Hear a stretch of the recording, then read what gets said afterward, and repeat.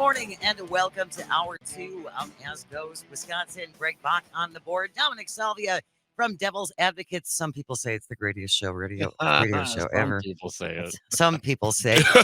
Dom is my co-host on Tuesdays while Kristen is out on maternity leave. Thank you so much, Dom, for making time for us. And speaking of the new mom, she will be joining us tomorrow morning at 10:30. The world got their look last week, Dominic, of baby Frances. Oh, and so she's cute. she is adorable. Have you met her yet? I haven't met her yet, no. Greg, you're going to meet her tomorrow. I'm going to meet her tomorrow. Yeah. Yay. So Kristen will be here with us tomorrow at 10:30. I hope you will join us for that. We were talking to Dan Schaefer, recombobulating with Dan Schaefer about his latest article in the recombobulation area about the Brewers deal that has been offered. And we did get a couple texts that I wanted to address before we move on. John from the Falls says, we have an owner who's unwilling to commit to paying to keep our players here and bring in better ones. We are in the smallest market in baseball, and this is a sport where there's no salary cap, making competition impossible. As fans, we're being milked for every penny they can get on concessions and parking. We can't even watch this team play on cable without special subscriptions. We paid taxes to get the stadium built for 20 years, and the owner's giving nothing back to us. I've always loved the Brewers, but at this point, I'm done. He's the billionaire. Let him pay for it or let him go. Mm-hmm. I think there's a lot of sentiment like that out there. I think so, too. And then from the 262, come on now, come up here. Thank you. From the 262, it says, Paul Farrow and the Waukesha GOP just want one simple thing. All of the conveniences of Milwaukee County being close by without any financial commitment. Don't we all? You know what I mean? Whatever they can do to not have to spend their money. Right. And then finally, listener West from Middleton checking in, listening to WMDX in Madison, to say that Waukesha County at the very least doesn't benefit from the Brewers is asinine. How many people stay in hotels, go out to eat in Brookfield and Delafield after a game? It's crazy that Milwaukee has to carry all of the tax burden. There needs to be a 5-county solution. And again, I think Dan addressed a lot of that in his article, which is excellent. I highly encourage you to read it. What's the rush? What's the rush? Well, I think they just want to prove they can actually do something. They've made it all of a sudden a thing. Like, we got to get this done. And I was going to mention too during the last segment, this would not have happened had everyone just gotten on board with Governor Evers' plan, just to set a little money aside from the surplus, put it in an account, let it pay over time. We'll do our thing. But the Republicans had to explode that, blow it up. Yeah. And I saw a tweet saying the roles are reversed in what's expected from the sides. The Republicans are giving this way out of like left field, another pun, plan that like just explodes everything as far as spending. And then the Democrats are coming with a very fiscally responsible deal. And it's the shoe's on the wrong foot on this one too. So, I mean, it's all been fine if you just taking the original deal. And I think, the ownership group, has to be aware, certainly there's a premium to be paid. Fans don't want to lose their team, so there's more incentive for folks to get behind some sort of deal, any sort of deal to try to keep the team. But I think that can be overplayed as well. I mean, if you, again, Jane, as you mentioned, the guys are living the lifestyle, but they can't, kick in more than Herb Cole and the ownership of the Bucks on who'd had a smaller deal. I think it's right. We have a measure of success. We had something that recently was very successful. And granted, the density and the population at downtown is different than out at the field, but it can change. There's development around there. Menominee Valley's been developed. There's lots of commercial around there. There could be additional residential as well, as we see build up around the Deer District. So I hope. And I don't know where we're at right now, because if this thing passes, the legislature today here in the state of Wisconsin gets to Governor Evers' desk, is he going to veto something? What does he do at that point versus waiting to try to get a better deal, but just signing something to get a deal? Yeah, it will be interesting to see how this all plays out, and whether or not Governor Evers will just accept it and sign off on it. So we'll have to wait and see with that. I do want to talk about this, because I have very strong feelings about this, and I think many other people do as well.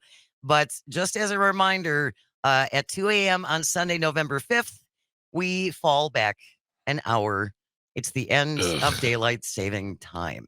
Now, the U.S. Senate unanimously approved the Sunshine Protection Act in 2022, introduced by Senator Little Marco Rubio.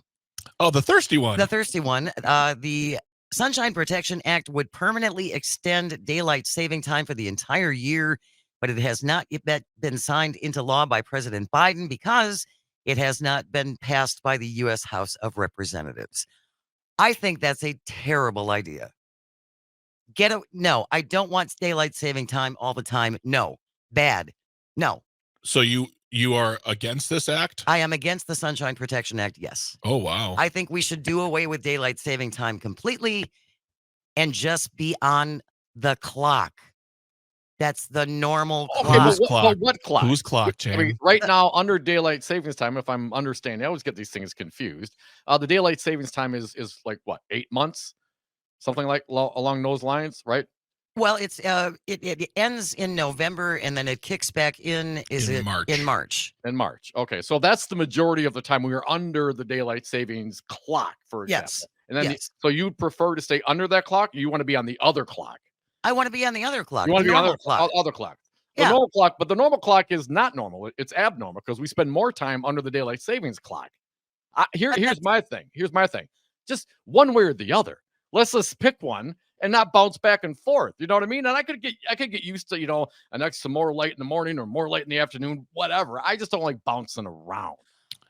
Well, it's the change that it slaps you, right? It just is like, oh, geez, on November 6th, it's going to be dark at 4:30, and then. But that's what you want. Well, but my whole contention is if we don't have daylight saving time, that is just the normal progression of sundown, and it won't be so dramatic if we stay on the regular clock all year round. Yeah.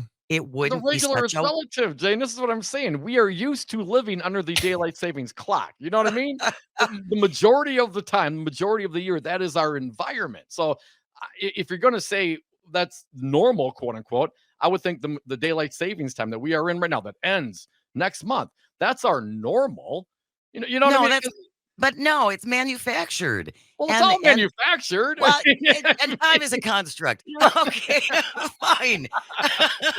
But I think that's why it is so dramatic. If we just went with a normal progression of sunrise, sunset, and didn't try to pretend that we're giving ourselves another hour because it's the same amount of time, people. As one of my former colleagues used to say, you're cutting off the top of the blanket and sewing it onto the bottom of the blanket. The blanket is still as long as the blanket always was. I have never heard that 19th century logic. Back when I was a kid. You never touched a blanket? I've touched a blanket, but I've never heard that metaphor used to describe it. In my day, we had a blanket. Back in the day. And we used to cut the top off and put it in the bucket because that's what Grandma told us to do. Where did she learn it from? I don't know. Probably the farmers. This has nothing to do with farmers. No, it has nothing to do with farmers. There's nothing to do with Do you want farmers. to hear a little history on it? Yes, let's have a little history. Here's a little courtesy history of John Oliver, right? If you're like most Americans, you've been groggy all day after losing an hour of sleep to daylight saving. And as you struggle to remember how to change the clock on your f***ing microwave, you may have wondered, why is this happening? For years, conventional wisdom has been that it benefits one particular group. I know it started because of farmers. I'm almost sure of that. But that's not actually true. It gives them extra time to plant, extra time to harvest. It has nothing to do with farmers. I remember years ago hearing that it was for the farm people. The farm people want nothing to do with this, as they themselves will tell you. I know really no farmer that I'm aware of that benefits from actually farm activities and daylight savings time. Of course, daylight saving doesn't benefit farmers. Cows don't care what time it is because they're cows, and cows are idiots. So if it's not for them, who is it for? The modern daylight saving was introduced during the First World War as a fuel-saving measure by the Germans. That's right. You lost an hour of sleep this morning thanks to Kaiser Wilhelm. That's John Oliver from Last Week Tonight with a little explanation of daylight saving time and the origins of. What do you think about it? 844-967-2789, 844-96-PARTY. Good morning, Cindy from Appleton. What do you think about DST? Well, I'm with you. Let's turn it back in November and then just leave it there. Right? This is the dumbest thing they've ever come up with. I don't understand it. And I mean, there are states that don't do it at all. So that must really be confusing. I don't know how they figure that one out. But anyhow, the point is just leave it as one and just leave it there permanently because it makes no sense. It does nothing. And really, time, if you think about it, is irrelevant anyway. So what's the point? It's a construct, Time Cindy. is a construct, Cindy. Thank you so much for calling, Cindy. We're on the radio, man. We got clocks, man. These things do come to in an handy. They do come in handy. My only thing about your method, Jane, is the fact that we would then have shorter days in summer, and I like a nice long summer day where it's like 9 o'clock and it's still there's some light out. I don't know. That's me. That's just me. And you're not alone. And I think that there are a lot of bar owners who also love the long, lighter, longer. I'm sure any place that has, volleyball venues and things like that. But yeah, I understand the desire for it, but I think it's unnatural and I think it's unhealthy. We get an extra hour of bar time. I mean, who doesn't love that? But here's the other thing, and thankfully my kids are grown now, but damn, trying to get kids on that schedule, acclimated, that's tough. That's tough. You think it's bad for adults? Try the kids. Yep. 844-967-2789, 844-96-PARTY. Do not hang up if you're on the line. You can call, you can text. Stay with us. We'll be right back after the break. This is As Goes Wisconsin on the Civic Media Radio Network. Welcome back to As Goes Wisconsin. Jane Matt in for Kristen Bry. Greg Bach is on the board. Dominic Salvia, my Tuesday co-host, while Kristen is out on maternity leave. And we would always love to hear from you. 844-967-2789, 844-96-PARTY. You can call and or text. We're talking about daylight saving time next month coming to an end on November 5th. So we will gain an hour of sleep, but we fall back. You have to turn your clock back an hour. And we are wrestling with the question of whether or not we should keep daylight saving time or not. Lisa from Madison is on the line. Good morning, Lisa. What do you think about daylight saving time? Oh, I think they should get rid of it. I think it's awful. I would just love to be on one time throughout the year. Right? I just think it's time, Lisa. Which time? The normal time, Dominic, not the altered. What does normal mean? Not the altered time. Go ahead, Lisa. Yes, exactly what Jane said, not the alternate time. Yeah, we're pretending like we're making things longer and we're not. We're just getting another hour of daylight because of this little trick. And I think it's really disruptive and I think it's unhealthy. And Dom, even before we went to the break, you mentioned when your kids were little, how difficult it was for them to adjust to this. Yeah, I think it's the change more than anything. And I know I'm messing with you here a little bit about how much time we spend under one clock versus the other clock, right? Kids don't care. I think as long as there's a set clock, I think to Lisa's point, let's stop doing that one way or the other. I'm down. I'll let somebody else decide that. Let's just stop with the jerking back and forth. Pick one. You just think we should pick one. Thank you so much for the call, Lisa. Really appreciate it. 844-967-2789. Texter who listens on the WAUK from the 715. I agree with Jane. I would love for the clock to stop changing. Safety is a big concern with permanent daylight saving time. Yes, the evening light is wonderful, but this means sunrise around 8 a.m. or later for most of the winter. So our kids will be standing at the bus stop and walking to school in the dark, posing big safety concerns for our kids. I did it when I was a kid and it was fine. I survived. And did you walk backwards up the hill in 4 feet of snow? Both ways. Yeah, exactly. Yes. That's how we did it. Another texter says, would you rather have sunrise after 4 a.m. in June? Our best plan for Wisconsin is to move to the Eastern time zone. And did you know that a few counties in the UP bordering Wisconsin are also Central Time? Oh, yeah, I remember that. 844-967-2789. Your thoughts on daylight savings time. What clock should we use? the Eastern time. That's throwing a whole nother wrinkle into it, Right? I mean, How do you make a blanket metaphor out of that one? but I need a little more time. for me personally, though, I mean, now that I'm getting older, I don't sleep in as much, so I like it later earlier. You know what I mean? It helps me get up, helps me get going. It's really tough to get out of bed when it's dark so long. Yeah. Yeah. 844-967-2789. We have Jim from Madison joining us. Good morning, Jim. What do you think about daylight saving time? What time should we live under? Well, I think we should live under where you got more time at night because I'm a night person. But the one thing you guys keep talking about safety, if you look at OSHA recordables, the 2 to 3 weeks after, this is in manufacturing, after the time change where you lose an hour, OSHA recordables go up anywhere from 10 to 20% where people get hurt because of this in their normal jobs. So the little bit of trivia fact there, but I would recommend just staying on what we are right now and never go back. Never go back to daylight saving time, Jim? Or, Yep. or stay on daylight saving time? Well, stay on daylight savings time. Okay. I want the sun at 9 o'clock at night. Okay. So. You want it lighter longer?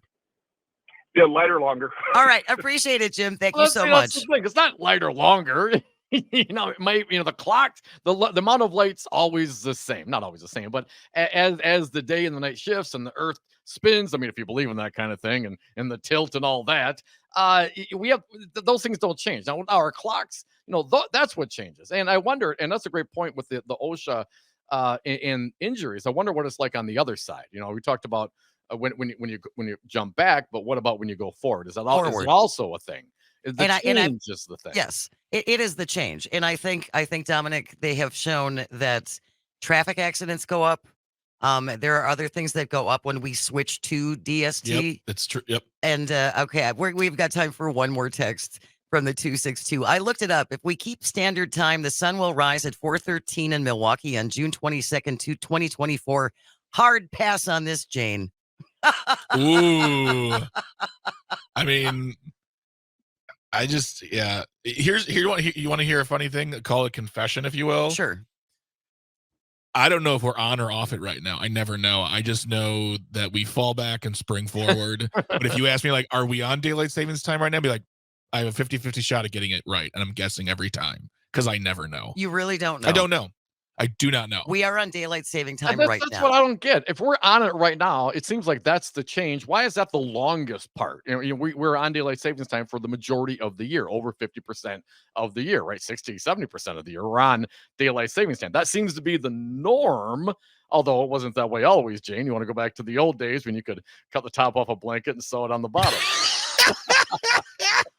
I'm being mocked and sell it for $72 million. They're mocking me for blanket usage. I'm not even quite sure what to do with that. All right, we're going to move on from this because I'm tired of being attacked. We'll be right back after the break. We have the bottom of the hour news coming up. I hope you will stay with us. This is As Goes Wisconsin on the Civic Media Radio Network. Welcome back to As Goes Wisconsin. Jane Matner in for Kristen Bry, Greg Bach on the board, Dominic Salvia, my Tuesday co-host, while Kristen is out on maternity leave. Thank you for joining us. 11:33 Women's Convention is coming to Milwaukee, and it's happening this weekend. And we are joined right now by the executive director, Rachel O'Leary Carmona, to learn all about what's going to be happening and how you can attend. Good morning, Rachel. Thank you so much for joining us.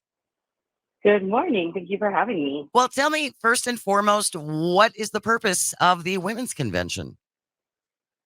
First and foremost, the purpose of the Women's Convention is to get women to build our community and our power so that we can win the things that we need to win and impact our communities.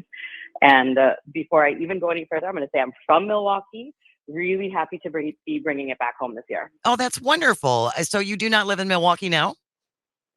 I do not live in Milwaukee now. I'm in Texas, by way of New York. I've had a long and winding road, but I'm a Milwaukee Public Schools graduate and a Badger. Actually went to Madison Area Technical College as well. So I've been all through Wisconsin. I bleed I bleed Wisconsin, so I'm really happy to be back home. That's wonderful. Well, what can people expect? What can people expect if they attend this convention this weekend in Milwaukee? And it's happening, by the way. It's now called the Baird Convention Center, but it's pretty much the Wisconsin Center. They've done a little renaming thing, but yeah. So that's where it's going to be held, right, Rachel? That is right, on both accounts. Yes. So, It's what, like it's what, still County Stadium to me. yeah, right. I know all the naming changes. So what will attendees find when they get there this weekend? I mean, the thing about the women's convention is that there's something for everybody, and there are going to be sessions about, things that impact different communities. For example, we're doing one on network organizing. There's going to be one on, working in specific communities and working with the, inside of the LGBTQ space. There's 52 different sessions for people to get in where they fit in. And so what we're trying to do is really capture the breadth and depth of our communities. We all know that we don't come, to the feminist movement with the same leading issues. Some of us are saying, I'm very concerned about racial justice. Some of us are saying, I'm very concerned about, trans protections and trans inclusions given the attack. And some of us are saying, hey, it's like abortion and reproductive rights are an issue. And there's going to be something on all of those pieces so that folks can really dig into the issues that they care about, meet other like-minded people who care about those issues too, and then build a community and be able to make a plan to move forward for how we get what we need and win our rights back. So do you need to sign up for these sessions in advance? You can sign up for the sessions in advance, although I think you can make that decision if you get there as well. The place to be able to get tickets and get all the information about all of the sessions and all of the speakers is at thewomensconvention.com with a V in front of it, thewomensconvention.com. And womensmarch.com will also take you there. So with an extra click or two, and so you can get all the information about everything inside of the convention. But, what I really want to say is that, the sessions are great, the presenters are going to be great, and that's going to be an amazing piece. But really, our power is our people. And so, getting people together, bringing your friends, coming to meet new people, to me, that is where, that is really the opportunity that we have here. So I want us to be able to scale up, but I also want us to be the biggest and best lead possible, both in Wisconsin and across the country, as we move into fights that are critically important for women all across the country, and certainly in Wisconsin. Rachel, is this a nonpartisan event? I was actually at the Women's March, and that was quite an event down in Washington, D.C. after the former guy won in 2016. And that thing, that I don't march, remember. yeah, that march ended and people were still starting. I mean, the streets were full. And obviously a very, Yes. very partisan bent to that. A lot of people expected former Secretary of State Mhm. Hillary Clinton to win. What about the Mhm. here in Milwaukee at the Baird Center? How do you address the politics of all this? Well, the first march happened before there was even an organization. And so when a bunch of volunteers get together, you don't have to worry about things like, partisan or nonpartisan and C3 compliance, et cetera. And so, yeah, that march is very different from the things that we do today. This convention is nonpartisan. So what we are trying to do is build women's power. We're not talking about sides of the aisle here. What we have seen, certainly since Roe was gutted and the Dobbs decision was made by the Supreme Court, is that we've seen a number of bipartisan ballot measures that have demonstrated that on the issue of women's rights, on the issue of reproductive freedom, on the issue of abortion, that there is heavy bipartisan support. A supermajority of Americans believe that this was the wrong way. And that's not the only issue on which folks from both sides of the aisle agree. So we are creating a space where we can build that power and move forward. And we're not saying that we're neutral on issues of women's rights. We are not. But if you can get in where you fit in because you believe that, women should have bodily autonomy and we should be able to earn the same amount of money for the same amount of work that men do, because you believe that racial justice, the color of your skin should not impact the way that you are able to get employment or stay safe in your community. If you, believe that everybody should be able to love who you love, there's a place for you at this convention. Rachel O'Leary Carmona is the executive director of the Women's Convention, which is going to be in Milwaukee this coming weekend at the Baird Center, formerly known as the Wisconsin Center. I think you make such an interesting point, Rachel, about areas where both sides can agree. And certainly, as you said, we have seen this with women's bodily autonomy. And I would also think that a lot of women can come together in agreement on the issue of gun safety. Yes, as children are, now the leading cause of death amongst children is gun violence. And so I think that, sometimes I get on interviews and people imply or outright say like, oh, well, your organization is radical. And I'm not sure when it became radical to say, oh, so we want, good jobs, a house, a roof over our heads. We want to be able to ensure that there's food to eat, clean water to drink, clean air to breathe, and we want to make sure that that's the same for our kids. I'm not sure when that became radical. That's not the America, that's not the America that I want to live in. Although it is the America, that we are sitting in. That we cannot ignore the rise of hate crimes. Certainly, in Wisconsin's backyard, there was just a very vicious hate crime in Chicago, where a young child was stabbed to death by a landlord, and in a fit of Islamophobia. And so I think that we need to really address the different and myriad issues that our communities are facing. That at the end of the day, you want a better place for your kids. You want to be able to have health care if your tooth hurts. You want to go to the dentist and be able to get it fixed. And when you work a fair hour, you should expect a fair wage. You're like, with no regards to whether you were a woman when you worked that or not, So I think that what we're talking about has become very radical in discourse on social media, in media. But if you talk to regular everyday people, these are not radical ideas. And there are things that people on both sides of the aisle want and need. Yeah, definitely. Again, it sounds like some pretty basic stuff. Decent housing, reasonable medical care, water that's not poisonous, air we can actually breathe. You're a crazy woman, Rachel. Woo. Yeah. Is there living up to my reputation? Is there any part of this that has a political component at the convention, as far as just encouraging women to run or encouraging women to get more directly involved in politics?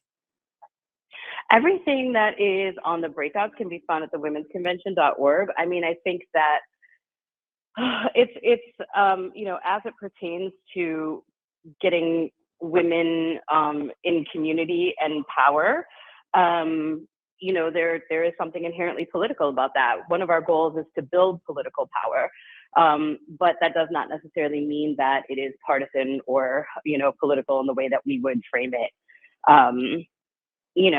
As it pertains to compliance and things like that. Sure.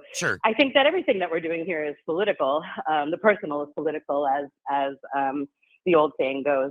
So I think that what we're really talking about right now is getting the community together and aligned on the issues that matter to us, so that we can move forward and use the power that we build in all of the ways that we need it. And it's not just, the realm of politics is not limited to elections. And in fact, that has been a misstep that a lot of people, have made. So I think that what we're saying is, power, we've seen power be built in issues of like mutual aid in communities, in places where people come together and maybe even build a community garden or a free library, or, there are ways in which our communities need to come together and be strong and build with each other that expand beyond the scope of electoral politics. So you will see all of that. The womensconvention.com has all of our schedule, all of our everything, so everyone can dig in there much better than I could. There's 52 sessions. I'm hesitant to say, because I'm like, if I name 5, then the other people are going to be like, oh, you never mentioned us. Now, the one that's happening in Milwaukee this weekend is not the first women. I mean, you're holding these across the country, are you not? We had one last year in Houston, and previously we had one in Detroit in 2017. And so and of course, the very first women's convention was in the 70s in Houston. So we stand on the shoulders of giants, and people who have laid the groundwork for us over the course of decades and for our own organization over the course of years. As we step in now and make sure that we kind of have a funnel, like Women's March is known. Anyone who's been to a Women's March, we're big. There's tens of thousands of people in the street. Usually for most people, they're like, it's the biggest demonstration I've ever been to, and now we also have to be deep. How do we build the skills and the community in order to go out, bring new people into our movement and become as big as we need, reach as many people as we need in as different and disparate places as they are, so that we can build the biggest and best we possible so that we can win for all of us. So that's really what we have, in front of us right now. So, we're not ambitious. We just want to change the world for the better and for all of us. We just want to change the whole world, everything. Rachel O'Leary Carmona with the Women's Convention coming here to Milwaukee, October 20 and 22nd. You can find them online at thewomensconvention.com. Rachel, I look back over the course of my young life, and certainly women's rights have come a long way from the 60s and 70s to where we are today. Seems like we're sliding back a little bit, and that's my own personal opinion. What do you think are the biggest headwinds to achieving this equality that everyone seeks so desperately? I think that part of the issue is that I think that figuring out how we get together and share space is a big challenge. I think that social media feels like a proxy, and it is not. It's not enough. It's a big tool, but it's not enough. And so I think the headwinds that we have in front of us are, we need to build, the biggest issue, of course, the elephant sitting in the room, is that there's a rise of authoritarianism and fascism all across the world, not just in the United States, but in the world. We have seen our judiciary be compromised. We have seen our elections be challenged, voter suppression, gerrymandering. Wisconsin, I believe, has a grade of F from the Voter Fairness Project for gerrymandering. There's a district in Wisconsin that looks like a T-Rex. I don't know if you've seen it. It's up north. So it's like, It's got arms like a T-Rex. It's got legs, like it's got a body. And so, obviously we're dealing with that bigger challenge. And then inside to prepare for our challenge, we have to get our people all together. And it's hard, because when you're assembling a big tent, you've got a lot of disparate, different communities in there who don't always have agreement and see eye to eye. And so we really need to strengthen our resolve towards democracy and pluralism. I hope you have a wonderful turnout this weekend. thewomensconvention.com. Check it out. You can still get tickets and attend this weekend in downtown Milwaukee. Rachel O'Leary Carmona has been our guest. Thank you so much, Rachel. Godspeed and good luck, girlfriend. Take care.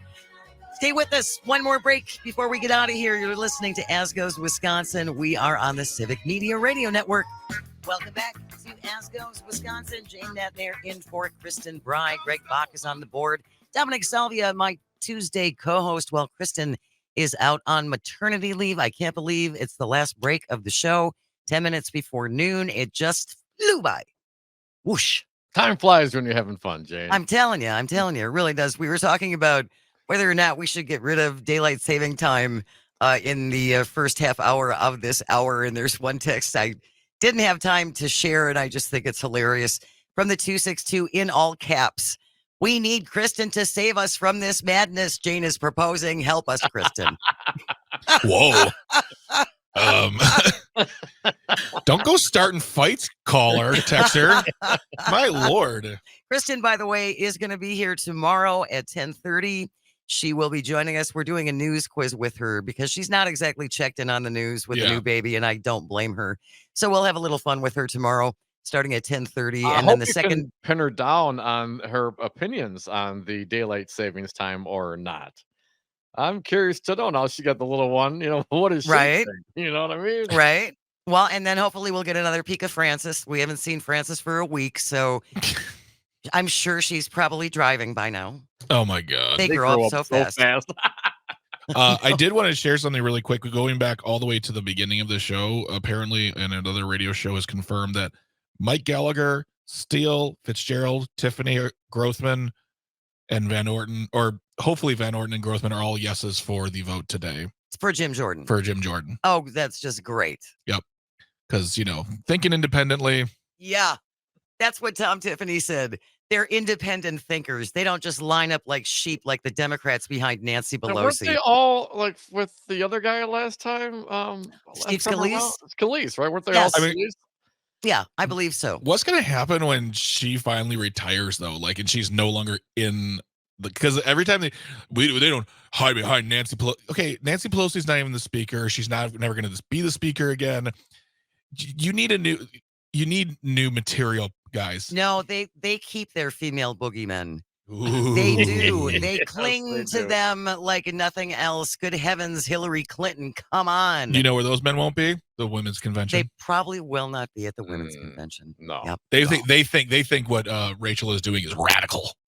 Yes, that whole clean water, breathable air. You kooky kids. Safety for the kids. I mean, what are we talking about? What are we talking about? Yes, Safety for the kids. Sorry. You've been waiting all morning. You've had, you've yeah. had that loaded, and you've just been waiting to hit that all morning. You know, long. to paraphrase George Carlin, to hell with the children. You know what I mean? That's what the Republicans kind of say. Hey, Dominic, I wanted to mention you are on the road. After you're Yes. done here, you're going to pick up the one and only, and who we love and adore, Maggie Dawn, to head to Madtown. Yes, Devil's Advocates doing a live remote show today, 4 to 6 p.m. at the Jade Monkey in Madison. Maggie's going to come along. She's going to do her show live 6 to 7 as well. Anyone around, come down, come and hang out. Got a lot of folks coming by. Joe Parisi, the Dane County executive, he is going to join us at the top of the hour. I believe Judge Chris Taylor, former state assembly person Taylor, would be out on site with us as well. And we're going to wrap it up. Dem Party Chair Ben Wickler going to join us 5:30 to 6. If there's a party, you got to have a party chair, and Ben's going to show up at the Jade Monkey with us. So come around; it's going to be a blast. These shows, you know, this goes fast. Those kind of live shows with all the guests and people around, man, those fly by. I So bet. hope to see everyone out there. I just want to let the listening public know that Kristen has just texted Jane and I with her feelings on daylight savings time. Okay. And I will say this: you'll have to tune in tomorrow. That's called a tease. Nicely done. Oh, I know what the answer is, people, but you don't get to find out till tomorrow. Debating the hot topic issues of the day. That is what we do Absolutely. here on Ask Us Wisconsin, and we talk about blankets. So But when I was a child, I had 2 blankets. I came from wealth and prosperity. Dominic, when you're out on the road like this, because you guys have done a number of these now over the last couple of months, do you ever have any troublemakers show up? No, you know, you think we would, but we really Right. don't. We have some folks that come by that, you know we're coming to town, come and show up. We have some randoms that'll be like, hey, what's going on here? But no, everyone, and it's kind of funny. Kurt and I joke about it, that maybe we're not doing it right because we don't get enough hate out there. People, you know what I mean? Hate us more. I hate us know. What are we more. doing? What are we doing? But you know, it's been a lot of fun, and not just in the last couple of months as we've been doing this. You know, Kurt and I have been doing radio together for going on 12 years. You know, we went all over the country. We once to 2016, and we followed Scott Walker, of course, because once he started running for president, and when Kurtie drugged me all over and never want to go, James, like, oh, okay, I'll go. And it, got to see a lot, got to experience a lot. First time in the spin room in Vegas and see how the sausage gets made and see how the other media and how they react and how it's all done. And it's been a hell of an adventure for me. And one of the takeaways that I notice is it's a young person's game. The young media, there's a lot of young people out there doing on the campaigns, on the media. Certainly you have your older folks that are the established media figures, but a lot of the running around, a lot of young folks. It takes a lot of energy to do that. So it was a real eye opener going to the some of these debates and whatnot back in 2016, and now it seems like old hat now, Jane. You know what I mean? I bet. Well, you guys even got arrested unconstitutionally more than once, but that'll happen. That'll happen. that happens. Well, you know what I mean. Jane, and that's the whole.